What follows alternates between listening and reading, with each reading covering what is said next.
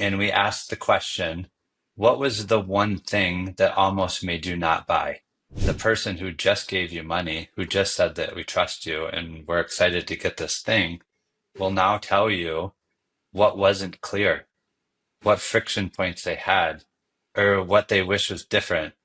And we take that data and we go back and we make the site better. We leave that run all the time. And it's like this perpetual wheel that just continues to tell us what's not clear. What have we done that's like added complexity? And as we remove that and we take care of that, we get win after win after win.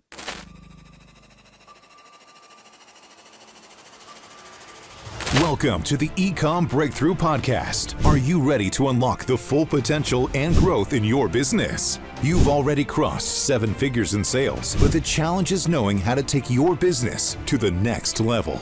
Welcome to the Ecomm Breakthrough Podcast. I'm your host, Josh Hadley, where I interview the top business leaders in e-commerce. Past guests include Kevin King, Aaron Cordovez, and Michael E. Gerber, author of The E-Myth. Today, I am speaking with Matthew Stafford, and he is going to be talking about how e-commerce success isn't just about luck. It's about systems. It's learning what customers actually want and implementing proven strategies to boost conversions, setting up your business for long-term success and scalable growth. This episode is brought to you by Ecomm Breakthrough, where I specialize in investing in and scaling 7-figure e-commerce brands to 8 figures and beyond. If you're an ambitious e-commerce entrepreneur looking for a coach or consultant who can help take your business to the next level, my team and I bring hands-on experience, strategic insights, and the resources needed to fuel your growth. So if you or someone you know is ready to scale or looking for that coach or consultant, reach out to me directly at josh@ecommbreakthrough.com. That's ecom with 2 M's, and let's turn your dreams into reality. But today I am super excited to introduce you all to Matthew Stafford. Matt is a seasoned entrepreneur and a powerhouse in the e-commerce world. Over the last 30 years, he's launched and scaled businesses across industries, from concrete and brick and mortar ventures to thriving e-commerce brands. As the managing partner at Build, Grow, Scale, Matt has personally helped hundreds of store owners reach and surpass the $1 million mark, and with many of them hitting over $10 million in revenue. He is a sought-after speaker, and Matt has graced stages across North America, sharing his expertise on e-commerce optimization and growth strategies with audiences from around the globe. So with that introduction, welcome to the show, Matt. Thanks for having me. Matt, I am super excited to have you on the show because our history actually goes way back when, before we hit 8 figures in our business on Amazon. I was once upon a time trying to crack the Shopify nut a long time ago. We're talking circa 2018, 2019. I attended one of the Build, Grow, Scale workshops that you had put on. And That's the first time that you and I had met. And so it's fun to see how things have come full circle 6-7 years down the road. And I know for both of us, a lot has changed. Yeah, we had quite a conversation before we started recording, and it's good to catch up. So, Matt, today I'm excited to have you on, though, because you are an e-commerce wizard and a mastermind when it comes to conversion rate optimization. You live and breathe e-commerce, Shopify, sales funnel optimization tactics. And you shared some of them with me briefly before we hit the record button.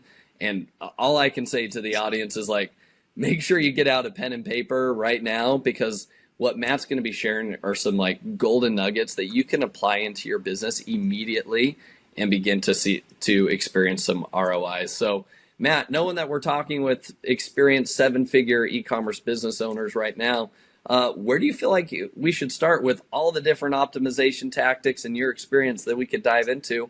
What do you think is the message that people need to hear right off the bat? I think, what I'll do is I'll pull back the curtains on a couple of the things that have worked for us better than anything else that we've ever done. And it's now become a staple of our business for anybody that we go to work with or that we partner with. And one of the things that I shared with you before we got started was everybody's making sales. Like we know that that's your audience. And so how do we help improve the number of their sales? It's always been my opinion that traffic is not the problem.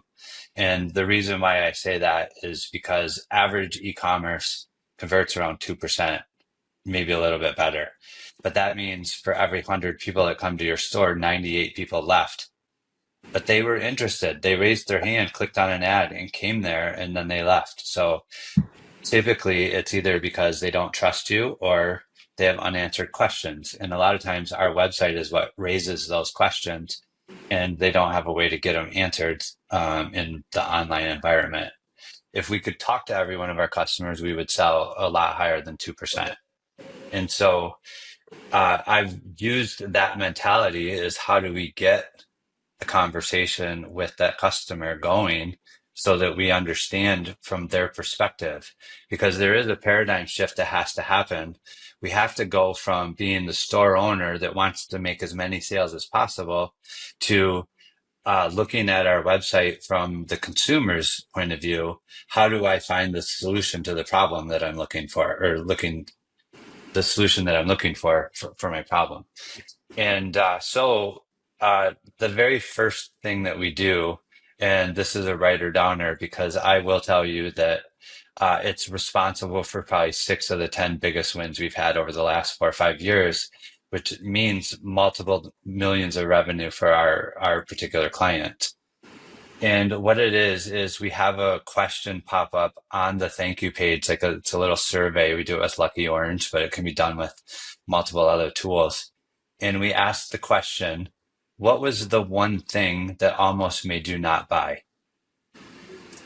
And by putting that up, the person who just gave you money, who just said that we trust you and we're excited to get this thing, will now tell you what wasn't clear, what friction points they had, or what they wish was different. And we take that data and we go back and we make the site better. And over and over and over, it produces gold. We leave that run all the time. And it's like this perpetual wheel that just continues to tell us what's not clear. What have we done that's like added complexity? And as we remove that and we take care of that, we get win after win after win. So Matt, I love that. And very simple and very straightforward. Not super like mind shift changing, but it is at the same time, right? Because it's the simple things that it's like you've over engineered your sales funnel, right? And you've put in maybe barriers that you didn't initially think were barriers, and you've made it more confusing. There is some friction. And so that form's there to fill it out. So I guess my first question though, Matt, is like typically a Shopify store owner is all about the upsells, right? Hey, I don't want people to hit checkout and then go to just a thank you page. I want people to hit checkout and it's like, here's upsell 1, here's upsell 2, like, one click add to cart checkout process. So how are you balancing both of those where it's like, I want the valuable information and feedback from the customers, yet I also want to try to increase their average order value from post-purchase upsells? Yeah, I would say absolutely keep the post-purchase upsells in there, and on the thank you page still ask a question, because uh, they'll give you feedback on the upsells. Oh, there was too many, or oh, or they weren't appropriate, or they weren't congruent, or whatever they are. You want their feedback on any part of the funnel that you think isn't good.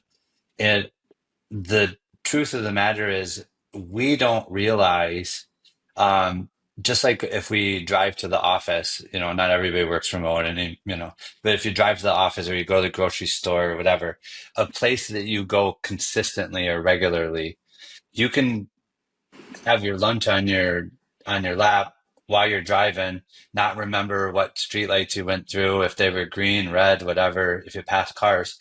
That same thing happens on our website with our brain, where once you do something again and again and again, it kind of just puts it into this subconscious area where you're just going through the motions.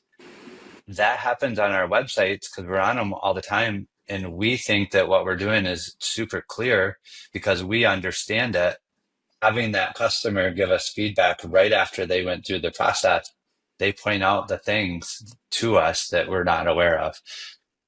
Love it. So what you're saying is like, hey, you're still going to have all your post-purchase one-click upsells and things like that. You're talking Yep. about the final thank you page after all the order bumps, etc. That's Yep. the page. And then what you're saying is this is an additional plugin or whatever. Lucky Orange, you said, is what you're using.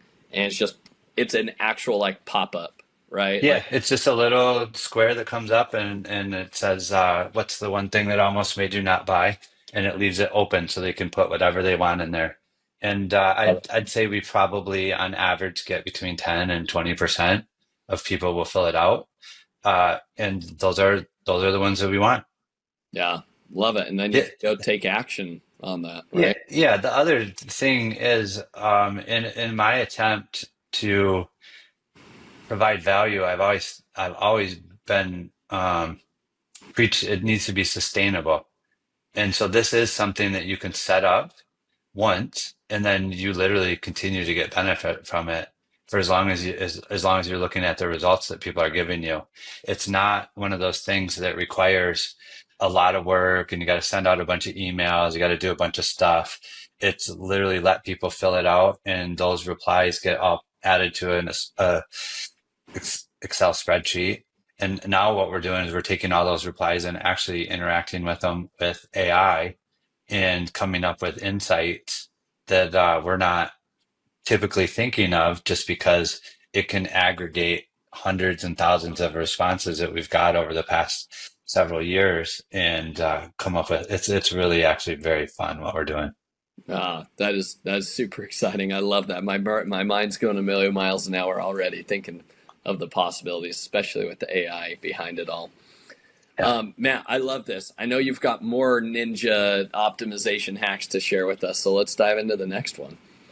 Okay. Yeah, the next one that I would say is again something that anybody that has a website can use.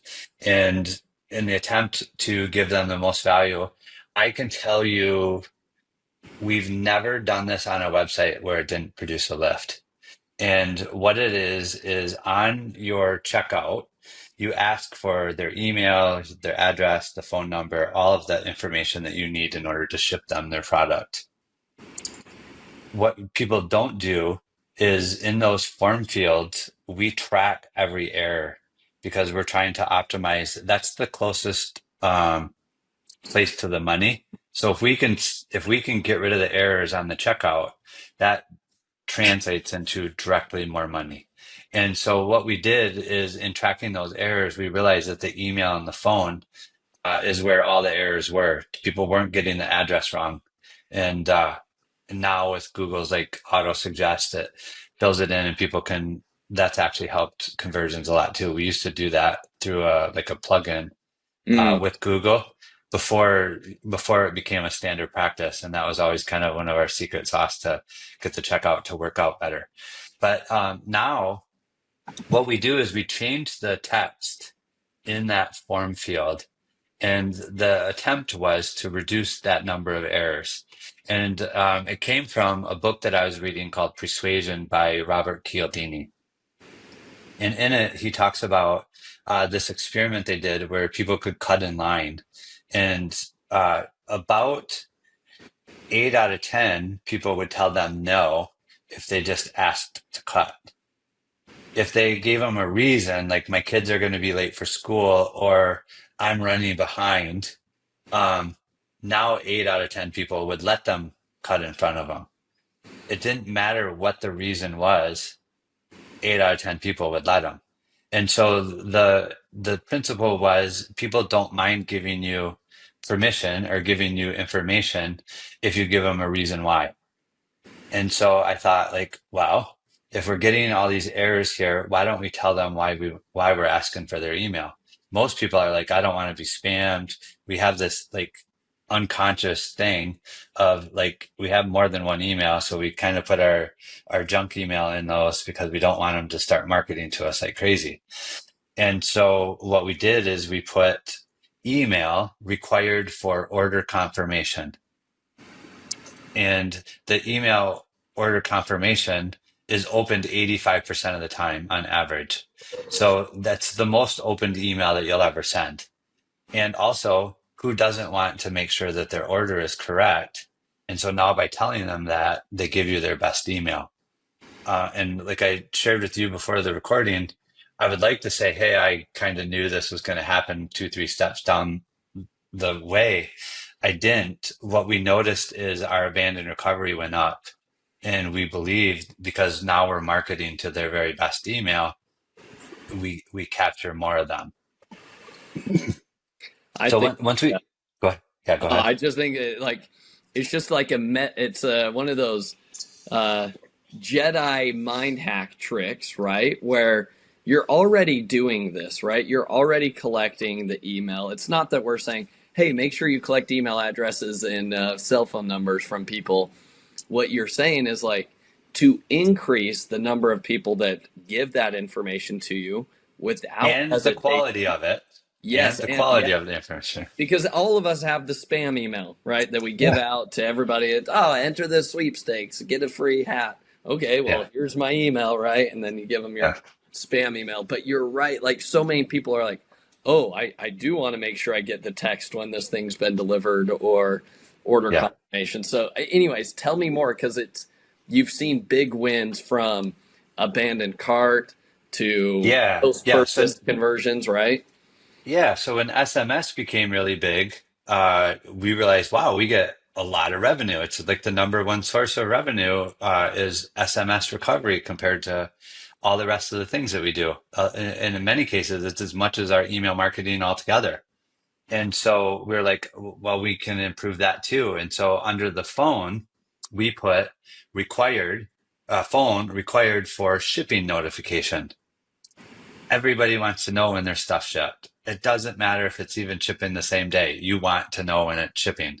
And so subconsciously, you give your best, you give them, the correct one. And what we did is we were tracking these and we got about a 279% increase. So that doesn't mean we got 3 times the revenue. What it means is people were giving us improper emails and improper phone, or it wasn't a complete phone number, which didn't stop the order. But we reduced those form field errors 279%. So in that, we've got as much as, like I was sharing with you, we've got as much as a 17% lift on the checkout from just changing those 2 things. And one of the sites that we were tracking it, they do about 60 million a year in digital products. And so for them, that 17% lift was huge. It was huge. Yeah. No, I can already see and your email list, right, gets better and better because you're not falling into a spam trap, right? Yeah. And so Yeah. your email deliverability rate is also going to increase across the board. So I mean, I see so many benefits there, and honestly, that Jedi Ninja mind hack, it just works even for myself as I'm thinking through it. It's true. Whenever I'm on some other website and I'm checking out or whatever, if they ask for my phone number, I'm like, oh, I don't want to get. Who knows what they're going to be sending me? But if they just say hey, for shipping confirmation, oh yeah, great. I would love to just follow my order on my phone, get those notifications, and guess what? I know in the back of my mind I will probably receive some marketing text later on. Yeah. But I'm fine with that rather than. It's just weird. It's a weird mind hack that nothing's actually changing, but the psychology of it is, I think, the magic. So I love that hack, Matt. Yeah, so many of us have put our phone number or have put our email in there, and then the garbage marketer violated that by sending us 4 texts in the next 30 minutes. Here's this, here's that, here, whatever. And so everybody's dealt with that, and they 100% are going to assume the worst when you're asking for it. Nobody tells you why they're asking for it. So as soon as you show up different than the 99 other checkouts that they've been through in the last 3 months, you become different and they look at you different, they treat you different, they respond different. You can start a relationship. Yeah, I love that. Well, Matt, super juicy tactics. Any other hacks that you might have for us? Conversion rate optimization.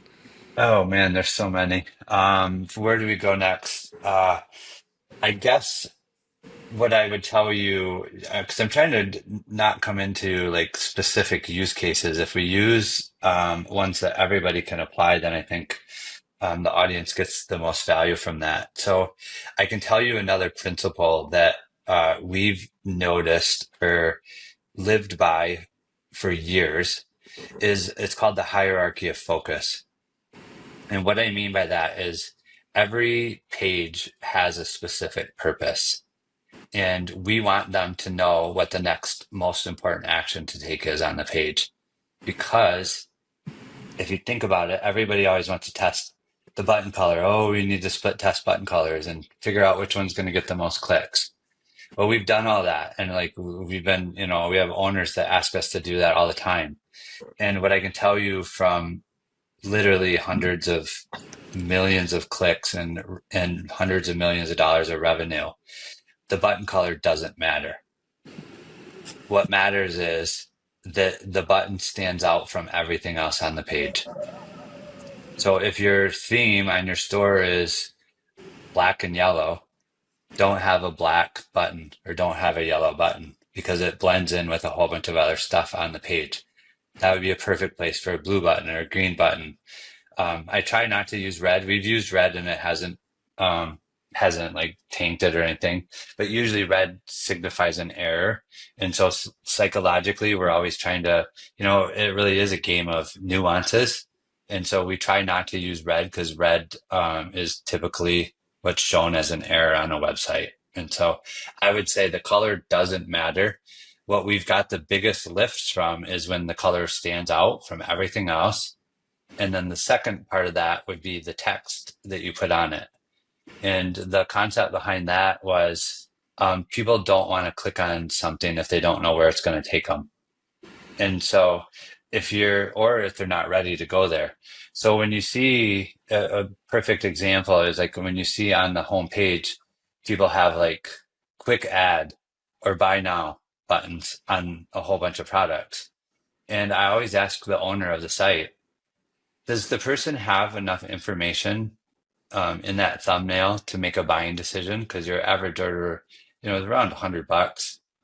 And do they have enough information with that quick add or buy now button to make $100 buying decision? Like, no. I'm like, so they're going to be afraid to click on that button. There's going to be resistance because you're telling them they're buying it now and they're not ready to buy, or they're going to add it to their cart and they're not ready to add it to the cart. Why not see more or more options or, different, learn more, different things like that give them the freedom to go ahead and click on it and know where they're going to go instead of overcommit to something that they have not enough information to know yet. Love that. Very basic principles. But again, it's just like that confusion is what leads people to abandon carts, abandon just the website in its entirety, right? Matt, what are some of those other myths? I love that you touched on like most people think about like, oh, it's all about the button color. I love that you dispelled that myth. What are some other like common myths that you hear that people in the e-commerce space are like, oh, this is what you need to test? Maybe dispel some of those myths and like you've got decades of experience testing and running like millions of data points on all these different sites to know what works and what doesn't work. So maybe some of these are going to be more niche, and that's okay. But like just to get the juices flowing in our audience's mind, why don't you just go share like maybe some of those case studies, even the niche opportunities, and dispel some of those myths about conversion rate optimization? All right. So I'll share one with you that won't make me popular. Um, Let me ask you, I'll start off with this question. What is the FAQ? Frequently asked questions. Right. So if you actually want to serve your customer, If people are frequently asking a question, what does that mean? Means that I haven't provided that information in the description above it, or I'm missing information about that, whether it be in the images or video or the description of Right. the product, right? Right. So the majority of store owners think the FAQ is where we throw everything that people don't understand, and that is their way of doing business. And what I call that is you're taking a business problem and making it your customer's problem. You're now saying, hey, I'm too lazy to uh, understand how to answer your question on the website when you would actually want it. Because the other thing that we believe makes a huge difference in how well your site converts is answering the questions that are in their mind at the particular place that they are on your website. And it comes from Dean Jackson, where he says, enter the conversation that your customers having in their mind. Well, the conversation of adding something to the cart happens on the product page. So what are some things that are going through your customer's mind that they need to have answered before they want to add the product to the cart? Is it American owned or American made? Is it going to ship in 24 hours or 48 hours? You know, saying fast shipping, okay, according to what? Like, so all of these things are, you're bringing because now they don't know what fast shipping means. Does that mean 1 day, 2 days, 3 days? I just introduced a question because I wasn't clear. Ships in 24 hours or ships. Typically, we've had some, they go, oh, we always usually ship within 48 hours. So we put ships typically in 48 hours. That increased conversions. It was crazy how many people think like, oh, I can't be that specific. But the more specific that you get, the higher the conversions go. Because what we say is that makes it Homer Simpson simple. They don't have to guess. They don't have to like try to figure out what you mean if you say exactly what it's going to be. And people will give you the grace for that. So in that FAQ, take those frequently asked questions if they're actually frequently asked questions and not just ways for you to try to get people to make a commitment, and go back to your website and answer those questions in as clear, concise manner as you can without making the site confusing. Love that. Do you worry about how long the description is or is not for a product then if you're not having a separate FAQ section? Yeah, so I think progressive disclosure and tabs give you the ability to give a lot more information and not force the customer to go through all of it to find out what is relevant to them. You can be Mm. behind a tab with different things. Yeah. And So by doing that, yeah, what does that mean? Like, give me a practical example. What do you mean by these progressive tabs? okay, one could be for shipping, one could be your return policy. One could be details of what the product's made out of. And then the other one could be highlights, where they can just kind of skim through and browse. Now, instead of them having to read all of that stuff to find what they're looking for, they can, if this is a very analytical person, they're going to know all the details. And we've worked with a lot of supplement companies.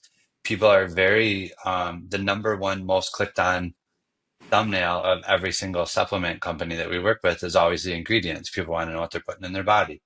And so it's crazy how many of these companies have literally like taken a picture of their bottle, and it's like the lighting's not good and it's too small. You can't zoom in. And it's like, no, people need to know like exactly what you're putting in your body. And so making that like there's like ingredient generators that you can make the images for that stuff. And I'm kind of going off on a tangent because we've seen that make massive difference in uh, people's supplement sales just by generating the ingredients in a perfect to see thumbnail. Interesting. Okay, I think you hit on a vein there that I think I want to dive down deeper here with you, because this applies very applicable to whether you're an Amazon seller or on your own D2C website. The images tell 1,000, speak 1,000 words, right? And a video maybe speaks 1,000,000 words, if you will. So Yep. what have you seen? What are some image hacks that you have implemented into your different website stacks that have proven to be successful and are repeatable across different industries or niches, and more? Yeah. So one that works every single time is comparison charts. It's unbelievable the amount of lift that we've got from them. And I'll give a little damaging admission, just because we've grown a long ways since the beginning.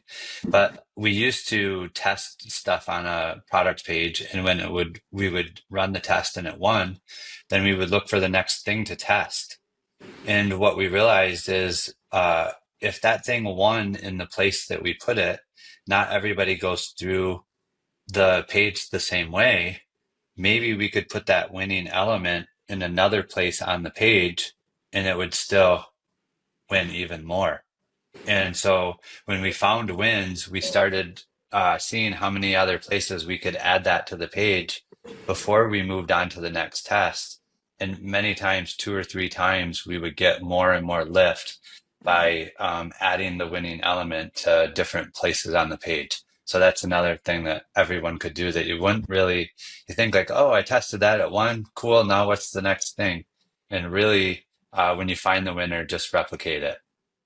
Love it. So comparison charts. This is just comparing your product to what, the next best competitor or Yep, some other yep, competitor? and yeah, yep. And what we've also noticed is it doesn't work as well if every single thing that you have on yours is green and the things that they have on theirs are red. So people don't trust it. And so you want to have damaging admissions that are okay, that typically aren't going to hurt it, but they actually trust that more. Like you could be like frequently out of stock. Something, you can come up with something, but you need it. You want it to Yeah. be red, so that Yeah. their trust symbol doesn't go off, and they don't know why they don't, because nobody does things perfect. And this brings up another really, really valid point that I think people need to know is the highest converting reviews on your website are 2-star and below. And everyone would be like, what? That's not true. 100%. The thing is, they won't convert well if you don't take care of the problem. Nobody expects you to be perfect, but they expect you to take care of it. So any of your low star reviews that you went in and handled, I would push those to the site, because you will be shocked at how many people that's the most clicked on is 2-star and below.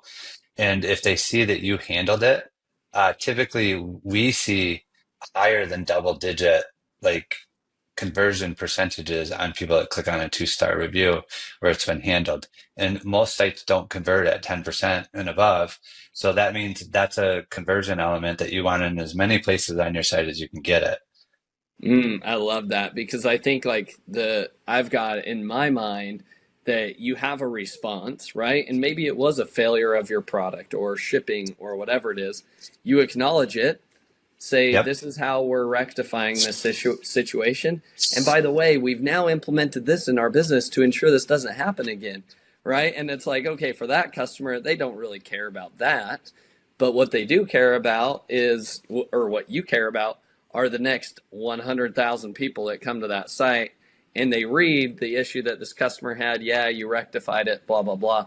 But most importantly, you said you've updated either the product or the process so that that issue won't occur again. They're like, oh, okay, oh, good. Well, this is a reputable company. If there is an issue, seems like they're going to resolve it, I think is Yeah. what people want to see, right? Yeah, they don't expect you to be perfect, but they do expect you to take care of things when they arise. If all you have is 5-star reviews, they instantly don't trust you because nobody's perfect and they Mm. can't relate to that. And so if you just push your high-star reviews and none of the low stuff, you're actually hurting yourself. Hmm. Love that. That is fantastic. I think that like adds another flavor of like, what is your customer service for each of your customers, and how are you replying on a public-facing perception? I think is so important. So, Matt, I Yeah. love that. We talked about comparison charts. What else? What else do you see on those pages, or maybe images that are working really well for your brands that you work with?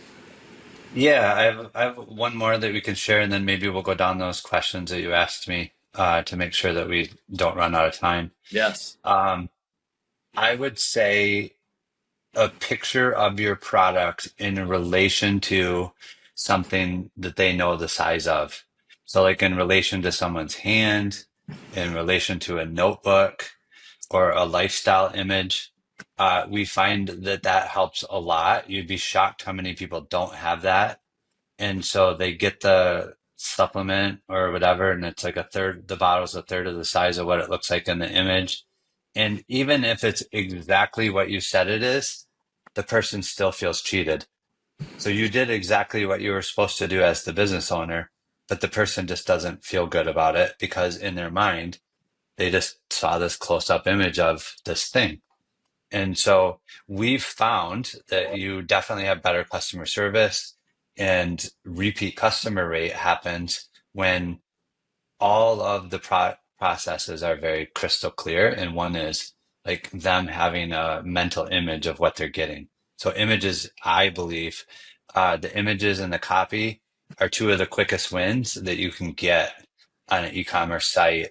That and removing stuff. Because most of the time, early on in your business, you did the customer support, and everybody that had a problem, you went and then put that information on the website, and you didn't know how to do it, how to make it congruent. And so what now you're doing is you're forcing every single person to go through a process that was built off of the people that don't understand stuff no matter what. Like, I mean, when you do customer service in your own brand, you go, wow, I cannot believe people are writing in questions like this.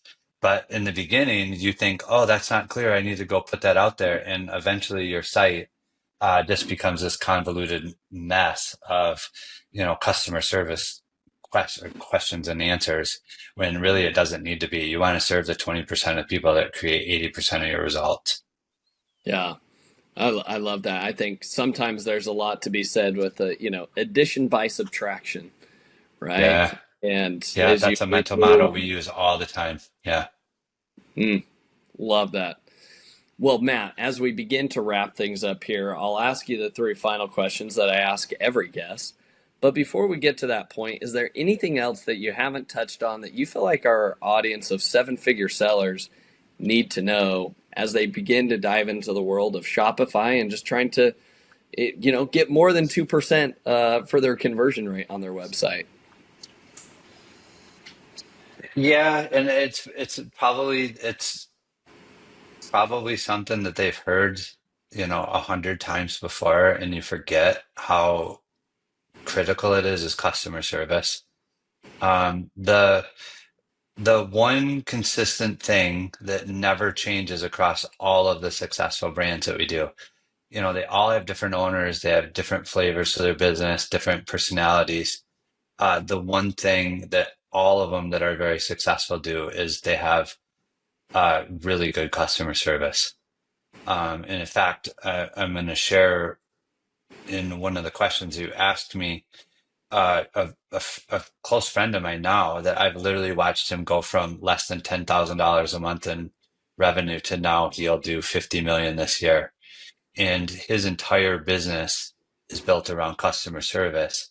He's about 20% higher than his competitor, the nearest competitor, and just dominating his niche because his customer service is so good. Like they will take care of you even if you don't buy from them. And that's just their mentality. And so over time, having that be the ethos of why their business is there, um, it's made them untouchable. It really is. It's super incredible to watch. I think that's such a good principle just in its entirety. And it's, it allows for future growth of the brand as well, because you're going to have repeat purchases. You're going to have people that will go tell their friends. So it all starts and ends there. Yeah, it reminds me of a principle that I heard from a guy at a mastermind I was going to, and he said, because people in e-commerce always talk about, oh, I'm building this to sell, I'm building this to sell, or oh, I'm going to get 100 million. And he said, he goes, I challenge you to change that mindset of building to sell. He goes, why don't you build the business that you would buy in 5 years? And if you do that, then the decisions that you make are for 10 years from now, not for 5 years. And your business is a lot more sellable. So many people think like, oh, I'm going to sell this in 5 years. And they don't realize it, but they're unconsciously making 5 year decisions, not 10-year decisions. And so when the person comes along to buy it in 5 years, the business is really at a worth way less because it's been built to get to that point, not to get beyond it. And so they're going to have to do the next heavy lift. And so I would say, uh, in watching what Vasal has done, he's really built a business that would be valuable in the future by saying, like, yeah, maybe you didn't buy your products from us, but we're still going to take care of you because eventually you'll buy another one. And because we took care of you and the other guy just answered an email, we have a salesman, you'll buy from us next time. And now 4 years later, those people are, sometimes two, three times. And it's a very high average order value. So it matters. Yeah. I think I love that principle too. And here's a really important mindset shift too. How many people try to, when they're about to sell their house, they then do all the renovations. They make the house look better, right? And you get done with the renovations, you're like, actually, this house ain't half that bad. You're like, Yeah. I could stay here for a little bit longer. So the same principle applies to your business, right? It's like, what are the renovations that you feel like need to be done, right? Rather than having that in your mind, like, well, this will be a future, like whoever acquires us, this is their issue. Like they're going to want to Yeah. have this, like some easy optimizations they can make. But I think that it's quite the opposite. They want to Yeah. buy something that's like, you've already done all the renovations. And I think you as the business owner, it allows you to make better businesses or better business decisions as a whole because you're growing for the long term, right? And if the opportunity presents itself to sell, that's great, no matter when that comes along the way. But if you first go with the mindset of like, I may hold this until the rest of my life, till I die. So what does that mean? If this is the house I'm living in, I'm going to try to make it the best I can. I'm going to renovate the things that bother me, and I'm going to try to make it the best version of itself possible. So likewise, the principle is that in business, you never know what the future holds, but the best thing to do is act as though you're going to be in that situation for the rest of your life. And so make Yeah. it the best situation. You'll make 10 times the better business decisions when you do that. Yeah, and your business is a lot more valuable for the people that are coming along to acquire it because, like I said, it's built for the future. It's not built for where it's at right then. Yeah, it's a weird like mindset shift, but it's like it's valuable on both ends of the spectrum there. So Yeah. love Yeah. that. Now, Matt, as we leave the audience, I love to leave them with 3 actionable takeaways from every episode. Here are the 3 that I noted for today. Let me know if I'm missing something. Number 1, it all starts with customer service. And you shared your very first hack, in my opinion, Matt, is nothing more than customer service, which is, hey, when a customer gets to that thank you confirmation page, you have a pop-up that says, what was the one thing that made you almost not buy, right? Yeah. That is Yeah. nothing more than just customer service, which is like, okay, whatever it was that like, what are the common patterns that I'm seeing here? Oh, it's like they didn't understand the size of the product well enough. Okay, that's the change that we make, right? Which goes back to customer service. So that's action item number 1, enhance your customer service and just listen to the feedback of your customers. Action item number 2 is actually showcase and demonstrate that you're listening to the customers by having those 1 or 2 star reviews featured on your website and actually showing that you've responded to those people, that you've handled their situations, and then type up, what do you want future customers, the next future 100,000 visitors to that website to see about that experience? That's how you write that review. And in fact, maybe that becomes the review that sits at the top, because that's what people are going to resonate the most and be like, oh, okay, great. I see the other 500 reviews that are 5 stars. I don't care about those, but this shows me that this brand cares. They're going to correct anything if a problem arises. They show up. Yeah, Okay. and if you talk about what you've done wrong, they automatically trust that you're going to take care of them, because you wouldn't do that if you didn't have the morals and ethics to be able to handle it. Yeah, I love that.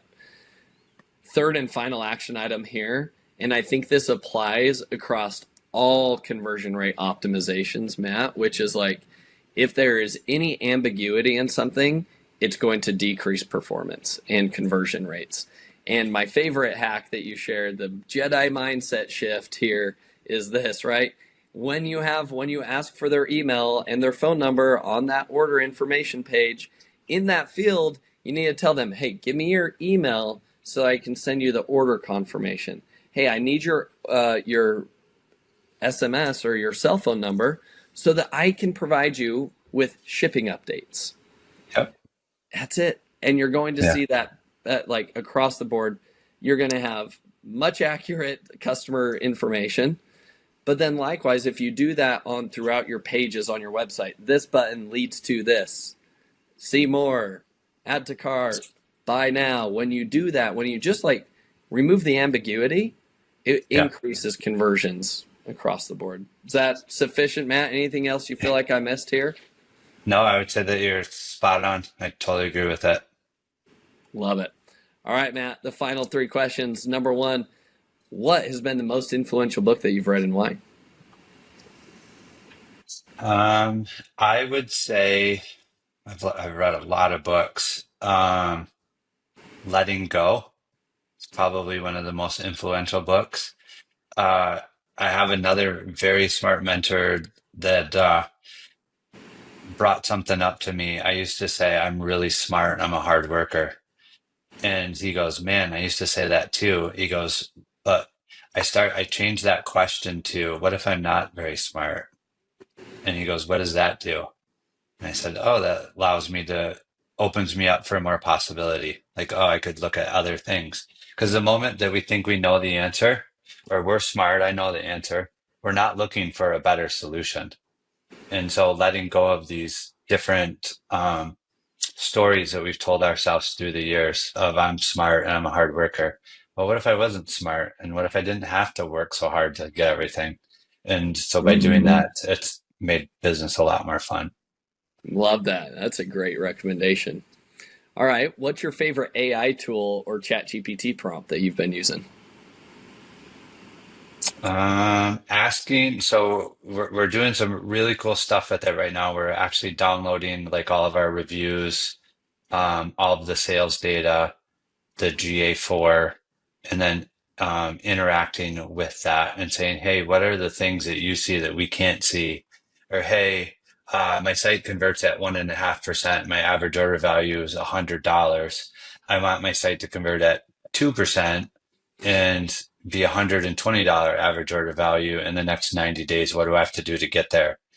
And you don't get great answers right off the bat if you ask very generic questions, but the more that you play with that and start going through it, I really believe that we're 6 to 9 months away from, in some cases, doubling the conversion on some of our client stores by the wins that it's giving us, because it doesn't think linearly. It's essentially you have a library of all the information available to you, and you can only read one book at a time if it's based off of you.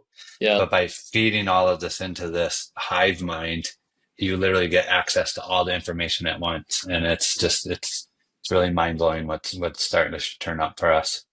I love that. I love that use case of like just diving deep and giving it a very practical, like, hey, in 90 days, how do I increase my AOV?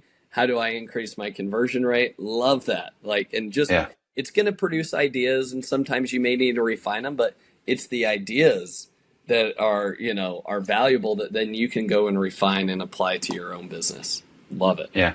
Yeah.